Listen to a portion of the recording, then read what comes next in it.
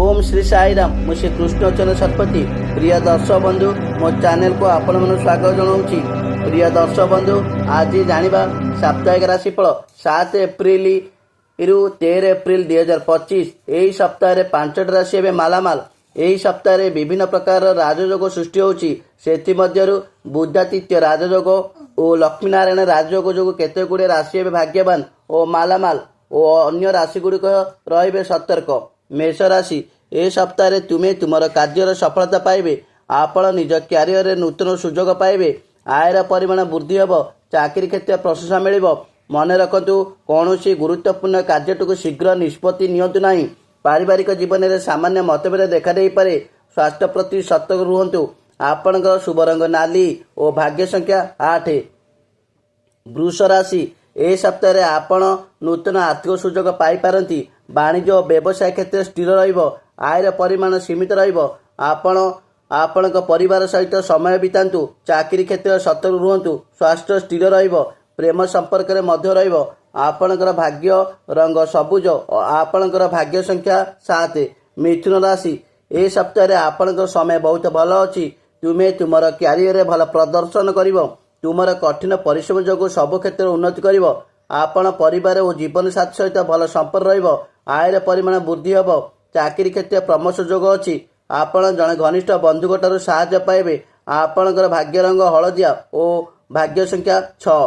कर्कट राशि ए सप्ताह आपणकर समय मध्यम धरण रहिबो। ए सप्ताह आपण किछि मात्रा चापग्रस्त रहिबे। चाकरी क्षेत्र देखि चाहि चलंतु। व्यवसाय वाणिज्य क्षेत्र मध्यम धरण रहिबो। आयर परिमाण सीमित रहिबो। अଯଥାରେ खर्च हेब। पारिवारिक प्रेम जनित समस्या किछि समस्या देखा दे पारे किंतु आपे आपे समाधान हेब। निजर स्वास्थ्य प्रति सतर्क रहिबे। आपणकर भाग्य रंग धला और भाग्य संख्या 4। सिंह राशि ए सप्ताह आपणकर क्यारियर रे गुरुत्वपूर्ण परिवर्तन देखा दे पारे। आपण किछि नूतन दायित्व पाई पारंती। आयर परिमाण वृद्धि हेब। चाकरी और व्यवसाय रे उन्नति हेब।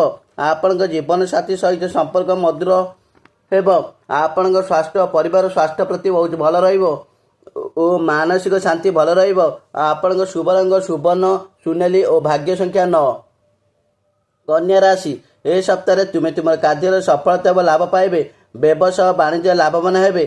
चाकरी क्षेत्र उच्च प्रशासित पदोन्नति पाइबे। आयर परिमाण वृद्धि हेब। प्रेम जनित पारिवारिक क्षेत्र सफलता हेबे और स्वास्थ्य स्थिर रहिबो। आपणक भाग्य रंग नील भाग्य संख्या 3। तुला राशि ए सप्ताह आपणक पई शुभदायक अटे। व्यवसाय वाणिज्य लाभवान हेबे। नूतन वाणिज्य आरंभ करिवे। चाकरी क्षेत्र पदोन्नति प्रशंसित पाइबे। आयर परिमाण वृद्धि हेब। भ्रमण जोग रही। प्रेम जनित पारिवारिक मध्य आपणक मधुरता रहिबो। पुरातन रोगरू आपणक मुक्ति मिलिबो। आपणक भाग्य रंग गोलापी भाग्य संख्या 1। बिछा राशि ए सप्ताह आपणक निज क्यारियर किछि चैलेंज सामना करने को पड़ पारे किंतु तुमर कठिन परिश्रम जोगु आपण सफल हेबे। चाकरी क्षेत्र सतर्क रुहतु। व्यवसाय और वाणिज्य प्रति सतर्क रुहतु। खर्च परिमाण वृद्धि होई पारे। पारिवारिक प्रति सतर्क समय दियंतु। स्वास्थ्य आपण स्थिर रहिबो। आपणक भाग्य रंग नाली भाग्य संख्या 8। धनु राशि ए सप्ताह आपण निज क्यारियर और कर्म क्षेत्र उल्लेखनीय सफलता पाई पारंती। वाणिज्य और व्यवसाय लाभवान हेबे। चाकरी क्षेत्र प्रशंसित हेबे। जीवन साथी प्रति सतर्क रुहतु।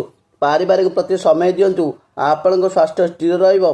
आपणक शुभ रंग हलदिया भाग्य संख्या 9। मकर राशि ए सप्ताह आपण निज क्यारियर और व्यवसाय प्रति सतर्क रुहतु। गुरुत्वपूर्ण समस्या प्रति सतर्क रुहतु। आयर परिमाण स्थिर रहिबो। चाकरी क्षेत्र सतर्क रुहतु। प्रेम जनित समस्या दूर रुहतु। आपणक स्वास्थ्य परिवार स्वास्थ्य प्रति ध्यान दियंतु। आपणक शुभ रंग धूसर भाग्य संख्या 4। कुंभ राशि ए सप्ताह आपणक क्यारियर व्यवसाय वाणिज्य क्षेत्र बहुत सफलता पाइबे। नूतन व्यवसाय आरंभ करिवे। चाकरी क्षेत्र पदोन्नति प्रशंसित मिलिबो। आयर परिमाण वृद्धि घटिबो। प्रेम जनित क्षेत्र सफल हेबे। आपणक स्वास्थ्य बहुत भल रहिबो। आपणक भ्रमण जोग रही। आपणक मानसिक स्तर रे शांति रहिबो। आपणकर भाग्य रंग नील और भाग्य संख्या 7। मीन राशि ए सप्ताह आपण क्यारियर सफलता पाइबे किंतु किछि कार्य समय नहीं पारे। व्यवसाय वाणिज्य मध्यम धरण रहिबो। आयर परिमाण स्थिर रहिबो। चाकरी क्षेत्र में मध्यम धरण रहिबो। प्रेम और पारिवारिक क्षेत्र में भल रहिबो। स्वास्थ्य जनित समस्या भल रहिबो। आपणकर भाग्य रंग हलदिया और भाग्य संख्या 9। जय जगन्नाथ।